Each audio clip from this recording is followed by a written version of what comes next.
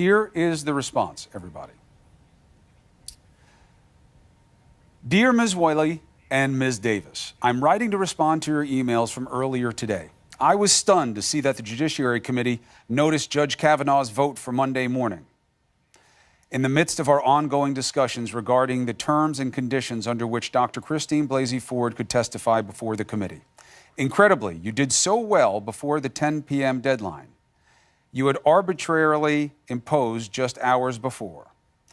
The imposition of aggressive and artificial deadlines regarding the date and conditions of any hearing has created tremendous and unwarranted anxiety and stress on Dr. Ford. Your cavalier treatment of a sexual assault survivor who has been doing her best to cooperate with the committee is completely inappropriate. Yesterday, we had what I thought was a productive dialogue about the conditions Dr. Ford would find acceptable to be able to testify before the Senate Judiciary Committee about her allegations of sexual assault involving Judge Brett Kavanaugh. Rather than continuing that dialogue, Senator Grassley today conveyed a counterproposal through the media insisting she appear for a hearing on a date I had expressly told you was not feasible for her. Hours after those media accounts first appeared, you sent me a response to the proposals that we had conveyed in good faith yesterday. You rejected a number of the proposals that are important to Dr. Ford to ensure that the process would be a fair one, including subpoenaing Mark Judge to testify. Instead, you spent much of your email making points that distorted the requests we had made and the sequence of events. It would be fruitless to review each of those misstatements, as it is now abundantly clear that regardless of the assurances Senator Grassley has made, you have been tasked with pressuring Dr. Ford to agree to conditions you find advantageous to the nominee, and also with denying Democratic members of the Senate Judiciary Committee any input about how this hearing would proceed. When I urged you to include them in our discussions, you rejected my request outright, accusing them of being source of leaks. Even more disturbing, while you took almost a day to consider our proposal, you demanded a 5 p.m. response to your proposal this evening. By email sent today at 4:01 p.m., I advised you that Dr. Ford had traveled to meet with the FBI for several hours about the death threats she had been receiving, and we would need until tomorrow to confer with her and to be able to provide you with a well-considered response. Rather than allowing her the time she needs to respond to the take-it-or-leave-it demand you conveyed, you sent us an email at 5:47, which you again gave to the media first, insisting that we accept your invitation for a Wednesday hearing by 10 p.m. tonight. I've now learned that Senator Grassley has scheduled the committee's vote for this Monday. The 10 p.m. deadline is arbitrary. Its sole purpose is to bully Dr. Ford and deprive her of the ability to make a considered decision that has life-altering implications for her and her family. She's already been forced out of her home and continues to be subjected to harassment, hate mail, and death threats. Our modest request is that she be given an additional day to make her decision. Sincerely, Deborah S. Katz. Let's bring back the panel. So that response is non-responsive. They're saying they want more time. Niger Innis, do you give them that time? No, you don't. The fact is the lawyer for Dr. Ford has been playing a tune, and Senator Grassley and the Senate Judiciary Committee have been dancing to that tune. They've been very accommodating. They've basically stalled the potential vote for elevation for Supreme Court justice for several days. And at some point, you just have to say it's time for the Congress, and particularly the Senate, to do its constitutional duty and provide advice and consent to the President of the United States and vote. Are you 100% sure, Niger, that Christine Ford is a political plant? No, I am not 100% of that at all. Are you 80%? Believe that, as her friend, as her friend said, I think that Dr. Ford is a little bit of a victim in this process as well. I think she's being used as a political football. Here's why I ask. And I think it's interesting that Jennifer talked about 46 days before the election. She revealed what this is really all about. This is a political No, it's you guys match. who've been the ones who've been rushing it. Do not say that about me. I am saying that take the time to do an investigation. Say 46 days, Jennifer. Because that's what the Republicans have been rushing to do. They want to get this done before the election because they're afraid of a Democratic takeover in the House and the Senate. That's ridiculous. I'm saying it's what the Republicans are concerned about. 6 weeks that Dianne Feinstein sat on this letter and then dropped it right before a vote was about to take place. Confidentiality. This is exactly why. Women do not come forward. 7 out of 10 women who have been victims victims of assault do not come forward because of this bullying garbage. Jennifer, she asked you presume that he is guilty without her actually even testifying? You presume that he is guilty? Well, be slow. That's absurd, Jennifer. That's Hold not on. fair. Be slow. Have an Niger, investigation. be slow. Because let's be honest, okay? Mitch McConnell said today, 100%, we're getting it done. The White House, 100%, we're behind him. Republicans, 100%, he's going to get confirmed. How the heck do they know when they haven't heard a word? So let's be slow to say who's presupposing what's true and what isn't true. The reason I ask you the question about how sure you are you're a political plant, because that letter I just read, unless the Republicans believe that they have good reason to believe she's a plant, what a lousy way to treat someone who could be a victim of a sexual assault. They are treating her like she's a lobbyist in this letter. This is how much time you get. We've been good enough. You're not getting an investigation. You're not getting any other witnesses. Think about when that would be okay to do to someone who is a potential victim of a sex crime.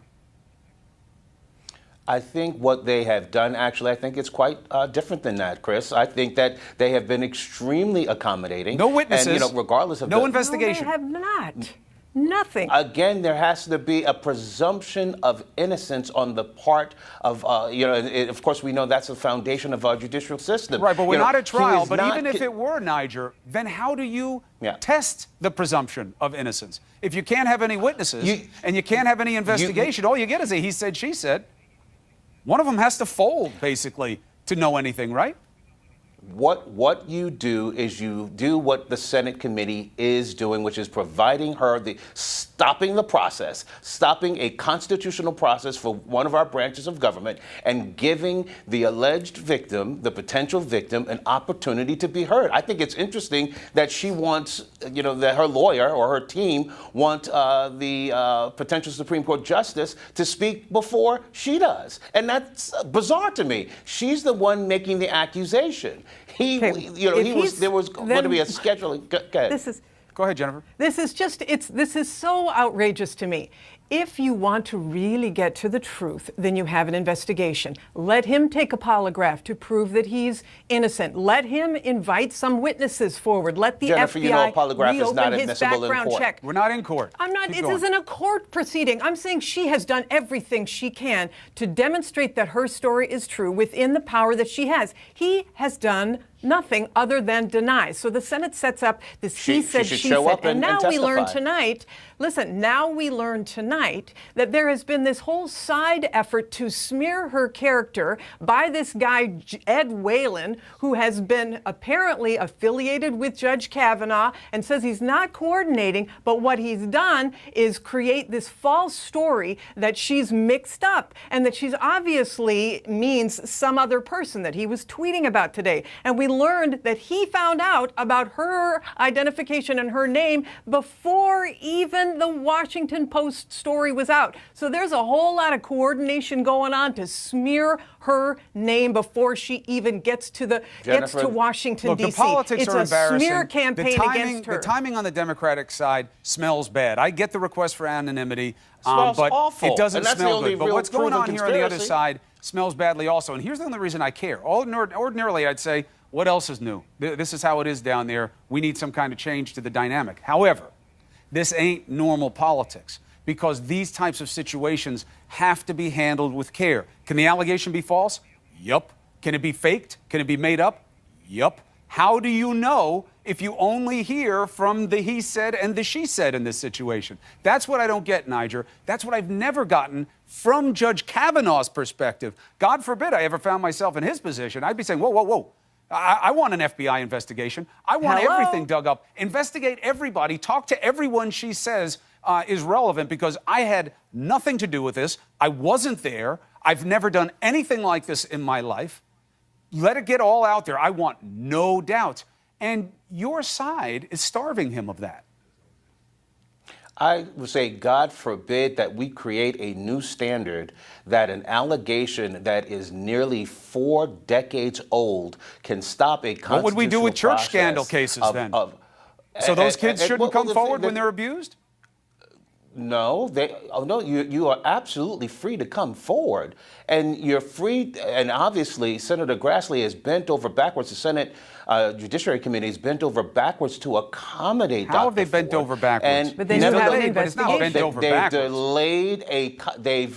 delayed a constitutional process, and they have even considered But they've given a bum Dr. rush Ford's to. request, what I think is a little strange and unusual, that even though there is nothing on the record in terms of an accusation, there's no date, no time, no place Not where unusual, this alleged by the way, assault Niger. took place. I can't tell you how many And- cases I've I think they have investigated been over the years accommodating. that start off Can I this just way, ask- Niger. Go ahead. Last word to you, Niger, Gov. just quick question to you, Niger. I mean, Susan Collins has said that if Kavanaugh's lying, that is a disqualifier. If you set up a he said, she said, and you've got no ability to verify one way or the other whether someone is lying, do you not think that the public is disadvantaged, that you're going to put somebody on the court who potentially is lying to the Senate, but without any investigation?